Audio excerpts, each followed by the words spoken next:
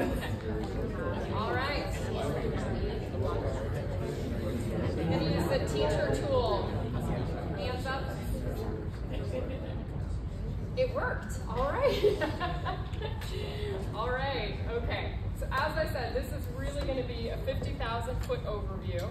And I want you to walk away with a couple of things, as I mentioned before. One is, I want you to understand the importance of defining and knowing who your target audience is, and where to go to get some insights and data to help inform your business. We're going to spend a little bit of time on that to start. Then I want you to walk away understanding the difference between owned, earned, and paid media, or donated if you're a nonprofit. I know there might be a couple nonprofits in the room. And which of these, at least have a sense of which of these are going to matter most for your business right now. Okay? And as I said, more sessions in the future. I hope that I'm not doing all the talking here, that you actually use the opportunity to connect with each other and help each other out as well. Okay, so Sharita, thank you very much for the introduction. Just a little bit more about me and my experience. These are actually just some of the companies and nonprofits that I've worked for. I started my career at Coca-Cola overseas in Germany and was in brand management there. That was back in the 90s when I was 5 years old. And I have since worked for, we moved back to the States, and I worked for Burger King for a number of years, managing their media and their advertising, lots of fun stuff. But I also then went to the nonprofit space for a long time, and I know what it's like to walk into an organization, have a basically no marketing budget, but saying, we have great ambitions for what you're gonna do, but you got no money to spend, right? So I totally get that. I worked for, even for a while, consulting with USA Fencing, which is the Olympic organization. Lots of other, Chamber of Digital Commerce, they do blockchain technology. Most recently, I was actually leading marketing for NextNav, which is a publicly traded B2B company. They're out of Silicon Valley. I started with them when they had actually received Series E funding. They barely had a website. They had no social media presence, but I was part of the journey to also help them go public, and they've been public now for a couple of years. But again, B2B, totally different than, but the same principles that I'm going to talk about today still apply, okay? So I know you all are completely different industries, from makerspace, kitchen members, and the offices upstairs. So hopefully what I'm saying is going to be, again, it's at a high level, also intentionally, because your businesses are just so different. But hopefully you're going to walk away with a few nuggets. Okay, why does marketing matter? Tell me, what do you think? Why does marketing matter? People need to know you, right? To drive awareness, right? Right? I heard Kristen say the other day, just because you build it doesn't mean that they will come, right? Right? Okay, why else does marketing matter? Recognition. Recognition. Okay, when you say recognition, what do you mean by that? Well, recognition of who your customers are and what they do, recognition of internally your team, right? And they're doing a good job and I feel motivated and everybody's getting on the same page of what the overall mission is. Oh yeah, I love that. Okay. Okay, so I got a few reasons here, and I could talk here for hours on all of the reasons that marketing matters, but I've got a few here. There's an expression I use all the time. People that talk to me about marketing, you'll probably hear me say it 10 times. Marketing is really about making the ground more fertile for a lot of your efforts. And for your target audience, it can really help to drive that awareness, like we said. Making sure people know, just because you build it doesn't mean that they will naturally come. But it is rare that someone will see something about you. Maybe it happens at the farmer's market on occasion because someone's walking by, but even that and the signage you put out there and all that you're doing is still marketing, right? But it is very rare that someone is going to see something one time and then do exactly what you want them to do, right? So it depends on where you're able to communicate with them, how you're able to effectively communicate with them. Is the message even landing, and are you talking to the right people? All of those things are about marketing. Marketing can also, and this is also really what branding does really well when you have good branding, is that can present a clear and consistent impression of your company, your product, the problem you're trying to solve as well, and really what you stand for. A brand is in many ways a promise that you are there to fulfill over and over. People who understand a brand or have, let's say, they think they know a brand, they have a certain expectation of that brand. Hopefully, it's a really positive one. But effective strategic marketing can help convert that "I've heard of you" to now I want to learn more about you, and now I want to take action. I want to actually buy your product. I want to try the food. I want to give a donation if you're a nonprofit, or I want to volunteer, all of those kinds of things. Maybe I even want to work for you as employees, as we were hearing earlier, right? So people can feel proud to work with them. It's also part of really effective marketing and communications. The other thing that really good marketing can do is it can help you stand out in the marketplace and differentiate you from your competitors, right? Because if everybody is selling meatballs, what's the difference between what your meatballs are, or what, let's say, your earrings are, or what the butter is that you're selling? Like, what's different about your product versus anyone else who's out there? And one thing that I heard that I also want to make sure I'm reiterating is that marketing is not a standalone. You should not be doing marketing just for marketing's sake. You have to make sure that it is tied into your larger business goals of what you're trying to do with your company. Okay? All right. As I said, one of the things I really hope for is that longer term, I can help you all translate your organizational business goals into a strategic marketing plan and move away from anything that might be sort of a short-term activity of something you're just doing, as to understanding the reasons why you're doing it and understanding whether or not you should be doing more of that, less of that, looking at new things to explore, and why or why not. Ultimately, it's also about trying to get your target audience for your business to take the right action. So we're going to talk a little bit about that foundation today. Okay, I'm going to talk about insights. Okay, can I get someone to read this? If you can see it, I'll stand over here. Insight is more than just marketing research. It is a new discovery of something relevant, actionable, and previously unrealized about a target market that will shape your business and marketing strategies as well as your messaging. All right. Okay, so we're going to talk about this. So first, I would encourage all of you to start with insights before you start doing any sort of real marketing plan. Part of that is really defining who your target audience is. Your target audience is not going to be everyone. Okay? No matter who you are, even if you're Google, Google is not there for 3-year-olds, right? And I gotta say, I'm not sure Google is even really there for my parents who are in their 80s, right? But like, really define who is your target audience, okay? Insights can be about your target audience's motivations, their barriers, what holds them back from taking any action? What are their mindsets? What are their beliefs? What do they think? How do they feel about things? What are their perceptions? What are their expectations when they're coming to see you or looking to make a purchase? Lots of different ways you all can get insights. The first is through qualitative research. This is probably what you all will be doing the most of. Your qualitative research is going to be things like interviews, focus groups.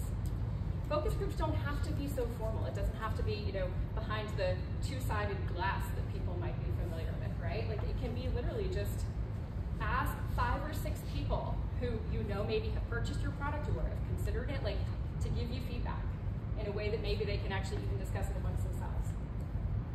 Direct customer interactions can give you a lot of qualitative feedback.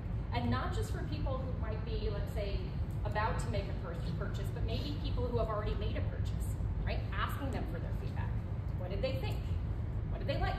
What didn't they like? Get that direct feedback. Quantitative research doesn't have to be rocket science. There's lots of people who are like unbelievably brilliant market researchers, so I don't want to dismiss what they do, because there's a lot that goes into things like survey design. But quantitative research can be done where you are actually sending out surveys to your customers and getting that feedback in a way that you can say, actually, 86% believe this or think this, that can help you shape what you're doing. Data analysis is another huge piece of this, okay?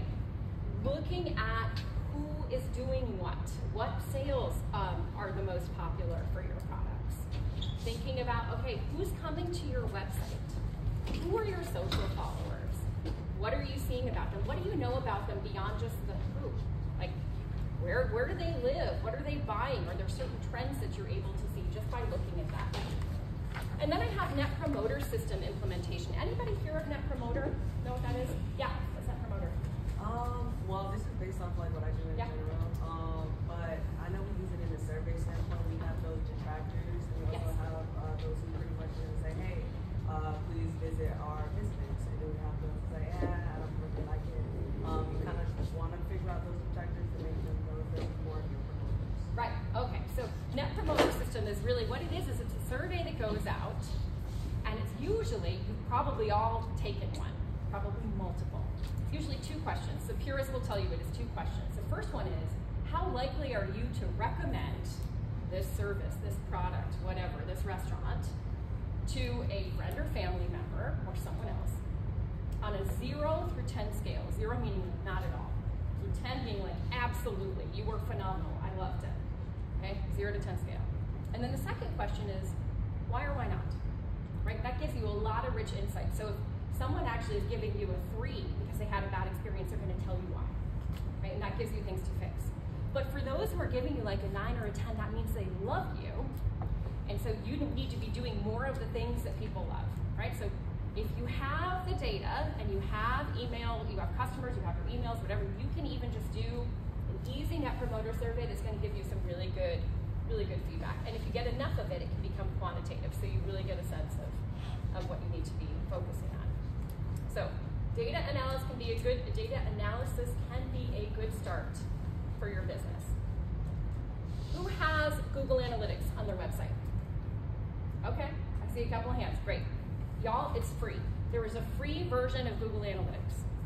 Y'all can get it, you can see who's coming, you can even see things like what are the search terms that people are typing in to be able to see how people are finding you for your website, okay?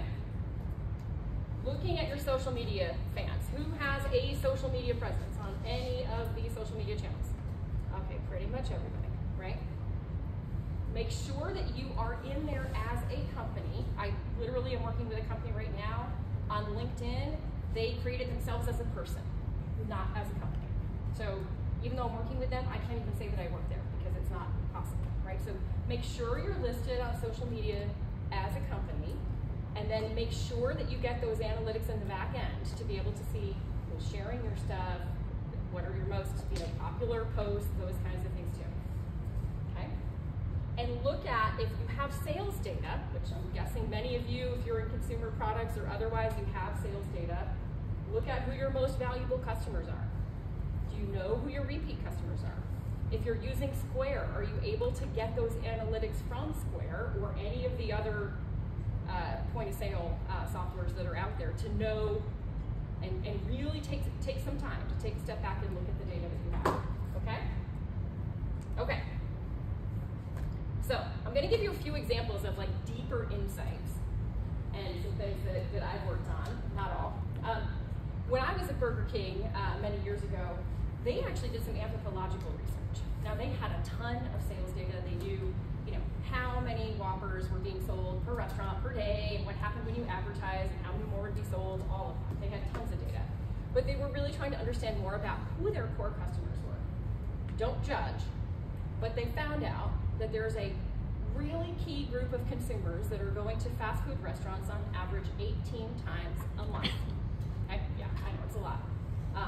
But Burger King was getting 4 of those visits in any given month. Their goal was not to grow the category of more people going to fast food restaurants, but rather to say, of those other 14 visits that we're losing out on, how do we get one of those? And they realized that group of consumers who were going all the time, they were generally men between the ages of 18 to 24. Not a surprise. But that allowed Burger King to also lean into some of the things they already had. Flame broiled beef, King in the name, become very sort of male focused with a lot of their products and what they were doing, and even in their advertising and in their branding and in their tone of voice and how they were communicating, that exceeded a lot of expectations that we had set at the time. They were able to grow market share. It was incredible. They turned around some negative sales at the time and had been there for a couple of years and really had an incredible impact. Gain Detergent had an insight, and this is a long-standing insight. I love this one. The people smell their laundry to know if it's clean, right? I know in the summertime I don't need to smell my laundry. I know it's dirty after I worked here one time, but in the wintertime, I admit, right? I'm like, okay, I wasn't sweating yesterday because it's so cold outside. So yeah, people smell their laundry and be like, can I wear this shirt again? So Gain had that as a consumer insight, and then they said, okay, we're gonna lean into this more. So they make sure that when the clothes come out of the washer and the dryer, like everything smells really fresh.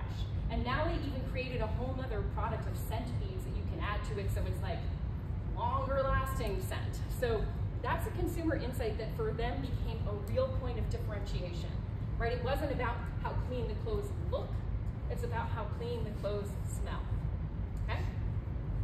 Potomac Conservancy is a nonprofit that I worked with.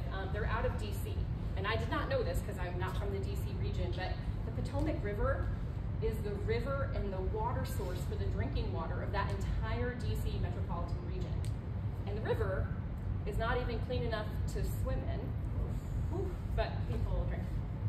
So, and there's a lot of organizations in that nonprofit space in the DC area between river keepers and others who are focused on the health of the river.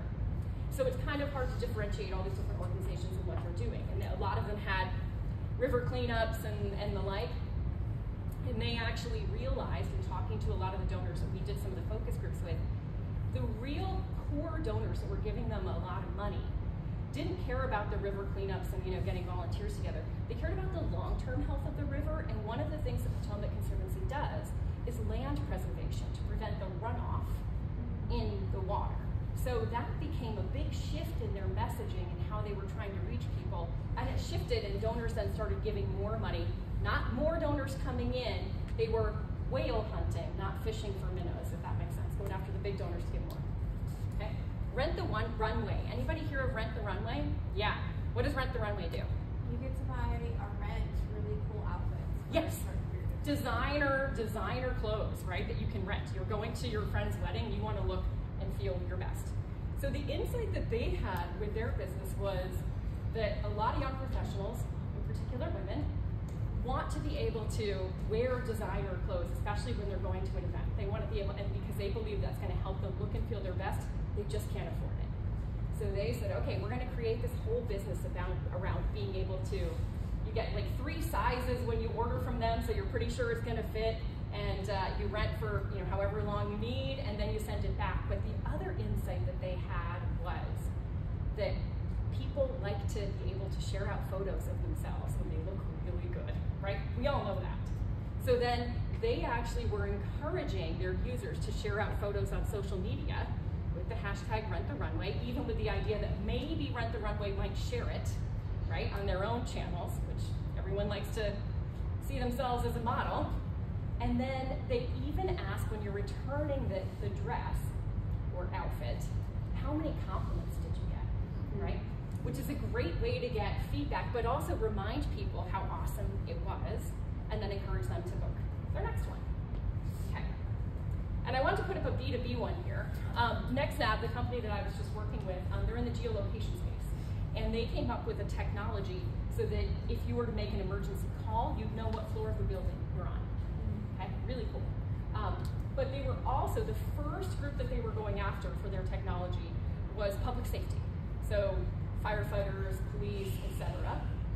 And because, again, you have, let's say, firemen going into a building. If the building is going to collapse, you want to know where all of your people are and what that elevation is, right?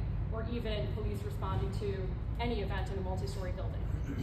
Well, the insight that we got here when I was actually talking one-on-one with different officers and firefighters was, regardless if you're a police officer or you're a firefighter, you're wearing so much stuff. You're wearing so much gear. They did not want to wear anything additional because they're already carrying so much stuff. So it was like, don't give me anything more to wear, even if it's small. So that actually shifted NextNav's strategy to say, how do we focus on selling our technology into the body cams, other things like the packs and everything like that firefighters are wearing? Okay, big shift in the strategy. Still making sure that firefighters and chiefs of police and others knew of the technology so they could advocate for it, but real shift in the strategy that ultimately led to some big returns there. Okay, does that all make sense? Okay, All right, now we're up to the talk to your buddy. Okay, couple of questions for you to think through. One is, what are you doing right now around data analysis for your business? Name one thing you're going to start doing or look into doing. Okay? Second one, how will you or might you get more insights from your customers? Name one thing you're going to start doing or think about doing. Okay, so think for a minute and pair up and share out your answers. Okay? All right.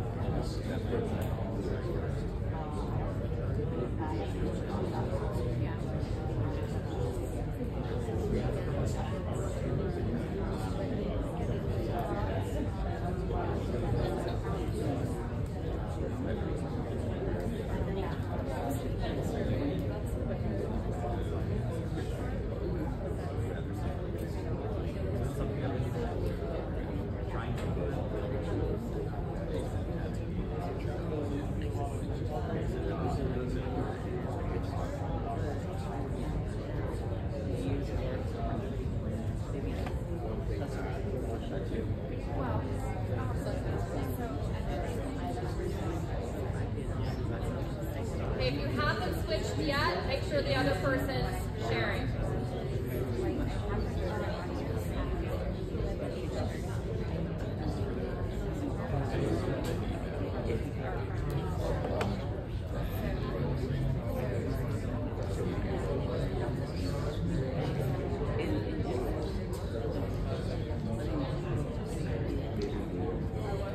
I'm sure there's others like I wasn't included, but I know this is also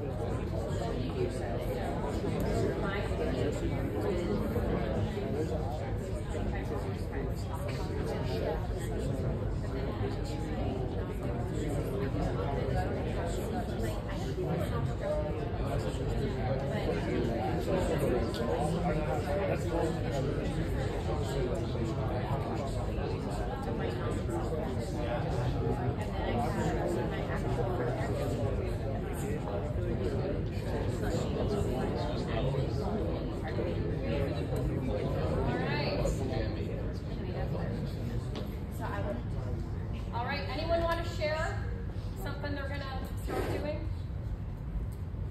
Anyone? Yeah? I'm going to start doing Google Analytics right on, so that's that page. Perfect. Great. Love it. Exactly. Also, directly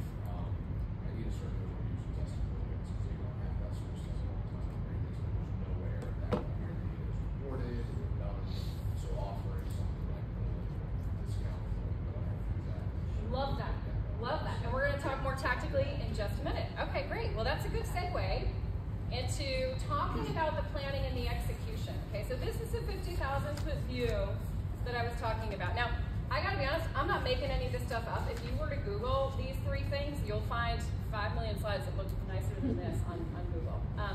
So these used to be three very distinct things, and now that's very much a Venn diagram. I'm gonna start with paid and donated media. Paid media is exactly what you think it is. It is advertising, okay? But it's no longer just obviously a TV ad or a billboard or a print ad. It can be your paid social posts. It can be sponsored posts. It can be paying for lists that you're acquiring to be able to email out to people, which I know a lot of people do in the B2B space, okay? If you're a nonprofit, it could be donated spaces. Someone says, oh, you could put up a sign in my restaurant, you know, or something like that, right? Gives you exposure that you're essentially paying for. If you're a nonprofit, it might be donated, okay? Owned media is where I can guarantee we're spending 90% of our time. Okay, owned media are all of the channels that you control. You control that messaging. It's going to be your website, your social handles. Okay, if you have a vehicle or a food truck or something like that, that's owned media. Your retail space, right? That's owned media. You control that messaging.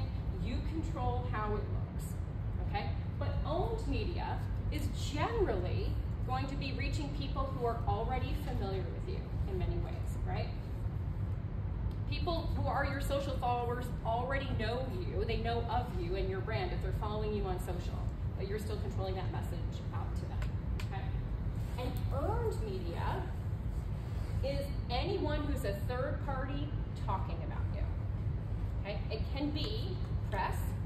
If you were just written up in, let's say, the Lakelander for 10 best restaurants, right? That's earned media, other people talking about you. It's also your Google reviews, your Yelp reviews. It's even just that word of mouth, right?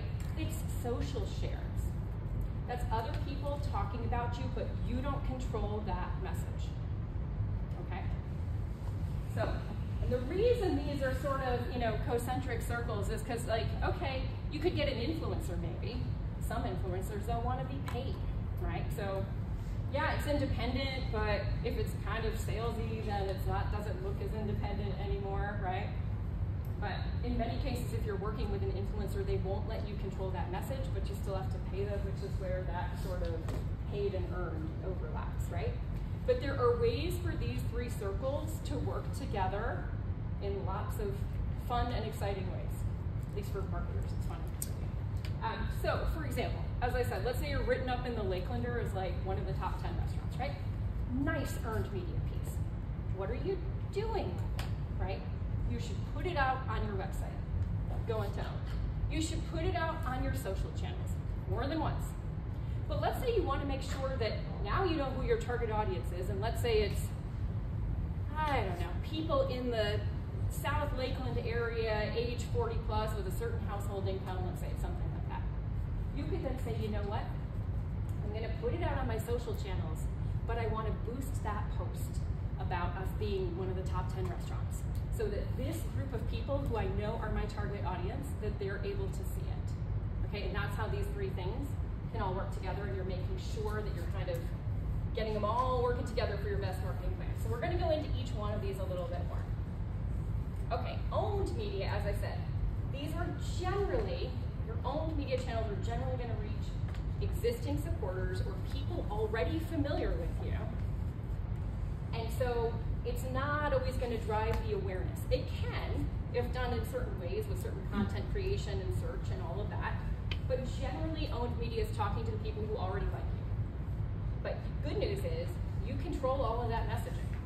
You control the words, the look and feel, the brand, how it all comes across. Can I get someone to read out what the goal of owned media is here? Who wants to read? Encourage existing supporters to become champions and advocates and drive greater understanding among those who are seeking to learn more. Measured through followers, subscribers, and web traffic. Yeah, exactly. Right? Okay. Here are a bunch of the vehicles here, and I have this in your worksheets too, of different things that can be considered owned media.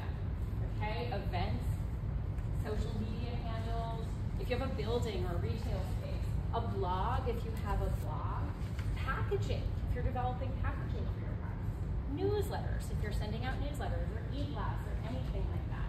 Any collateral that you're creating. If you're in the B2B space and someone wants a one-pager run, yeah. Oh. So that's all owned media, okay? Does that make sense? Okay, I'm seeing it's not. Okay, so next, pair up with your buddy. I want you to go through a few things.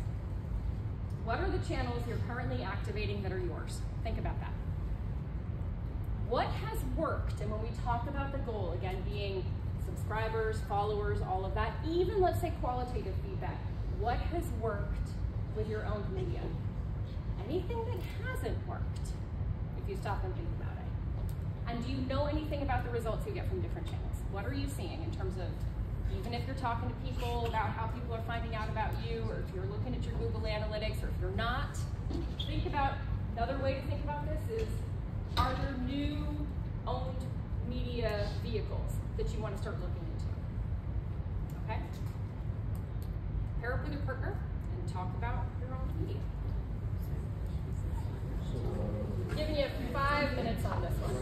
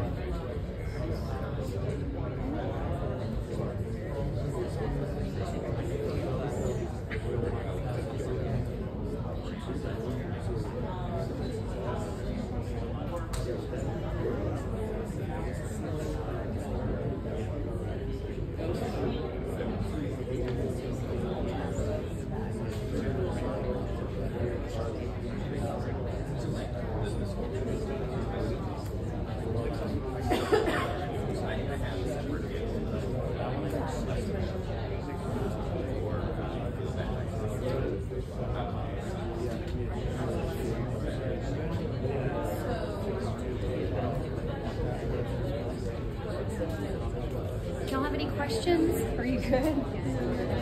You good? Yeah. Okay. So I yeah. Have a Shopify store. What kind of survey platform would you recommend to use? It depends on you and your business and like how many questions you want to ask. I mean, I only know like SurveyMonkey. you could do SurveyMonkey. There's a lot of different ones.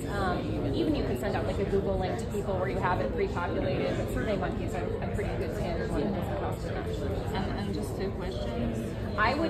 It depends. Yeah, like if it's to those who have already purchased, I would do those 2 questions. How likely are you to recommend it? I also wanted to find out how do they find out about the company. Yeah, you can ask that too. Yeah. Okay. Thank you.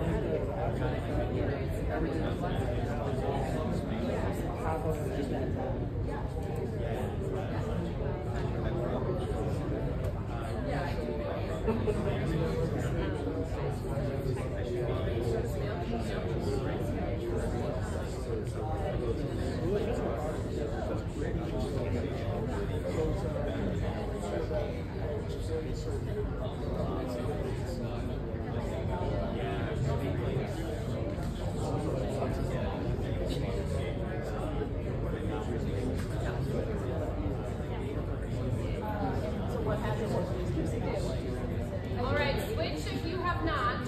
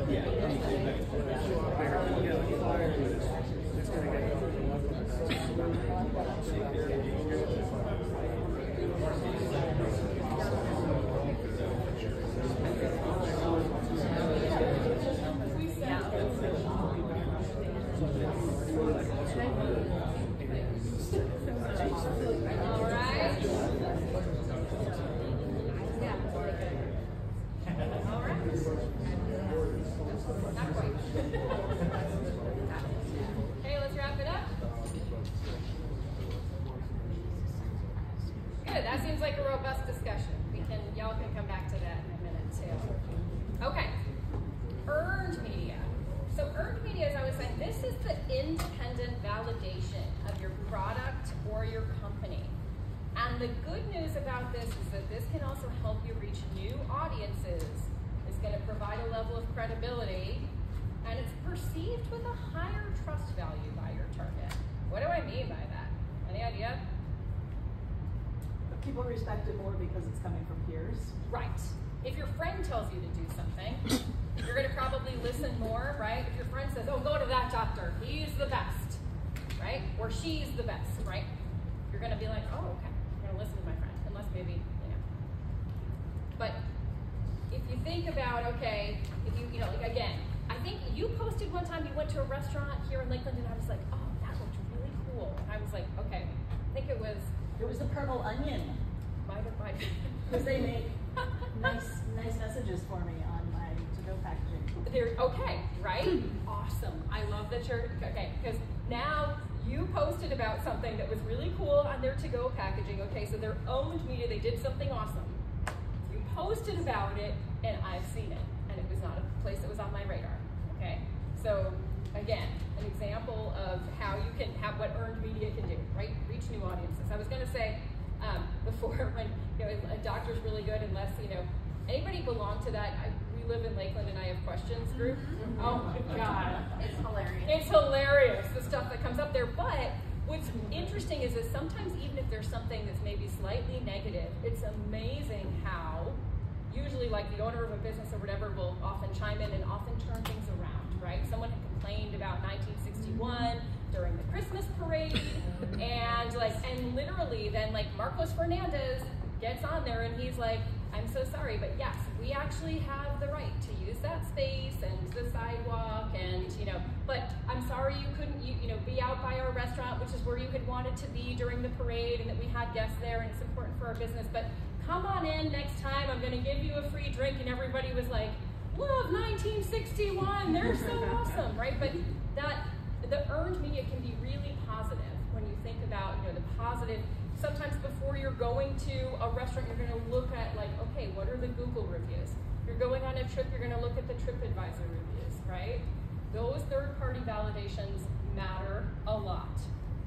But as I said, and as you see we live in Lakeland and I have questions, you generally don't have control over what anyone's going to say there, right? But it can be really helpful when you get positive things that people are saying about you, the recommendations, right? The testimonials, okay? Even the B2B context as well, that can be huge. When I was working at NextNav, one of the things that we did was when we had someone who really liked the software, we actually did webinars. We put them on our owned channels. But then when we tagged that person who we were interviewing, let's say a fire chief from San Bernardino County, right? He then also would put it out on his channel saying, so grateful to work with NextNav on this life-saving technology, right? Very different when it's coming from him talking about it and people taking that and seeing that versus us just leveraging him on our own channels. It amplifies that to a whole new audience of people that we're trying to reach, okay? Anyone want to read what the goal is here? Someone read? Get third-party validation for credibility to drive both awareness and understanding, measured through impressions and shares. Right. Shares is a great way to be able to look at that, okay? Then you can get the impressions through many other means too. Okay. Next, pair up with your buddy. A couple of questions for you to think about here. How do you encourage existing supporters to share out their experiences with you? What quotes, testimonials, etc. have you leveraged from existing supporters on some of your own channels? Have you gotten any press coverage? I know that we have members that have gotten press coverage. I've seen quite a lot. There's some amazing stuff. What press coverage have you received? What was the best? Why? Have you pursued and received any awards? Right? Awards are sometimes a great way to get a level of validation. Were they successful? So here's some examples over here on what some of the different earned media vehicles are.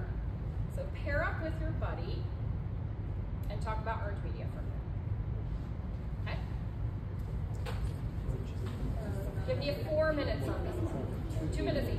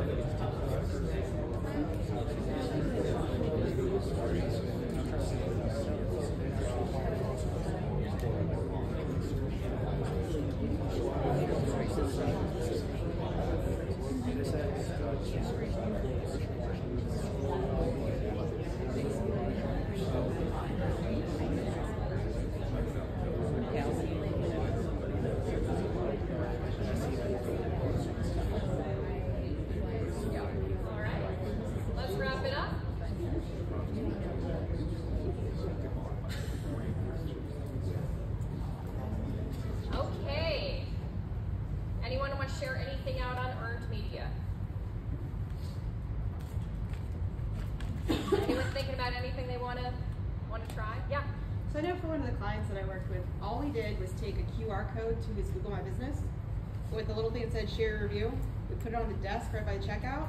He has earned 5 times the amount of reviews in the past 3 months of his entire 6-year career, business. Amazing, right? It's so easy. It's so easy. It doesn't have to be complicated, right? And then that legitimacy feeds on itself, right? Love that. Yeah. We're a nonprofit, and one of our clients, we work with veterans that are at risk of losing their housing. So one of our clients was responsible. We started in April, of this past year. So one of our clients was responsible for us being on Tampa Bay at our inaugural event in November. So that was pretty exciting and very fortunate to have that opportunity to be showcased in that way. And we did get some messengers and things like that from the work that we were doing. So fantastic. That's great. Great. Awesome. Love those examples. Okay. Now into paid media. We're not going to spend as much time here because I'm guessing not a lot of you are doing a whole lot in the paid space. But paid or donated in the case of a nonprofit is going to be advertising that you pay for. You control that message to the target. Usually the format is going to be pretty prescribed for you too, right? Like if, let's say you were to be able to afford an ad on TV, it's going to be 30 seconds or 15 seconds, or a radio spot, or a billboard is going to tell you how big the billboard is, or a printout is going to tell you. So you control the message. Often you can't control the format as much. Paid media can help you drive awareness among an unfamiliar target audience. But it's really important that you first have defined who your target is before you're doing any paid media. Because even if you think, okay, I'm a restaurant here in Lakeland, I'm going to do some paid social ads on Facebook, then what happens though if I'm not really clear on the geography of where I need to be advertising, right? If you're advertising to people in Orlando but you know you're never going to get them to drive here, don't do it. It's a waste of money, okay? So thinking about those kinds of things and your target audience first before you do some of your paid media. But it can really help to drive awareness around people who are not familiar with you. It can also help you drive leads, or if you're in the B2B space, right? And help you convert leads if you're in the B2B space. Or even for potential donors or things like that if you're in the nonprofit space. And it can also help to drive visibility of some of your owned media, as we said. Like, let's say you're, you put something out, you think it's awesome. Let's say you see that you're maybe getting a lot of traction on some sort of a video that you're posting on your social channel, and people really like the video. You've gotten maybe a couple of shares, but not that many. You can say, you know what, I want to boost that post because I want more people to see this video, and I think it's going to resonate, okay? So paid or donated media, especially in the digital space, is going to be measured through web traffic and click-throughs, although again, depending on what the paid vehicle is, there should be other ways to evaluate it, okay? And it can really help to increase that awareness among a targeted audience to generate interest. If you're not really sure, I would also say don't do paid media that's just going to be awareness building only if you don't know how to measure that and you're not clear on your goals. Because otherwise, you'll be like, well, did it work? I don't know, I just spent a couple $100, I don't know whether or not it worked, right? But if you said okay, I could do something that's maybe I'm giving people a link to download a coupon or something like that, then you'll know how many people actually downloaded it. You'll know actually how many people came to redeem it. If let's say you're a restaurant, right? Okay. One of our last, or second to last pair up here. Different vehicles here. I got a few. Paid social, direct mail is also a paid media vehicle, print ads, paid Google ads also in this bucket, okay? So think first, have you paid for any advertising or placement or received donated space if you're a nonprofit? If you advertised, did you get any feedback? Who saw it? Did you get any results? If you haven't done any paid media, why not? I'd be curious what's holding you back. And then, what is your competition doing in the space? Do you see anything your competition is doing? All right, pair up. You got 2 minutes, 1 minute each on this. So, we're running out of time.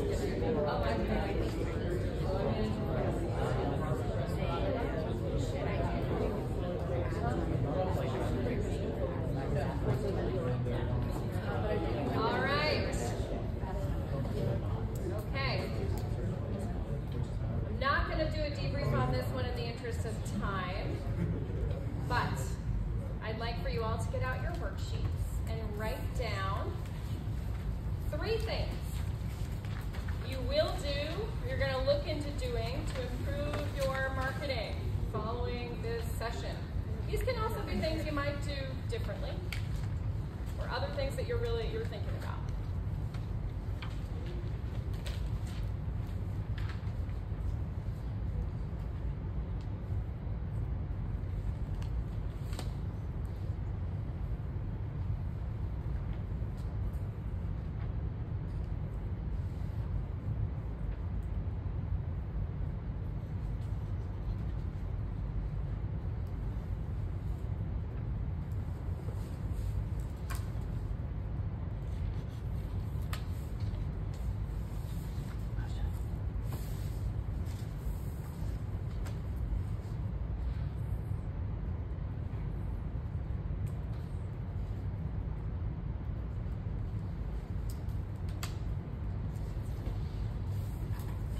A lot of writing. This is awesome.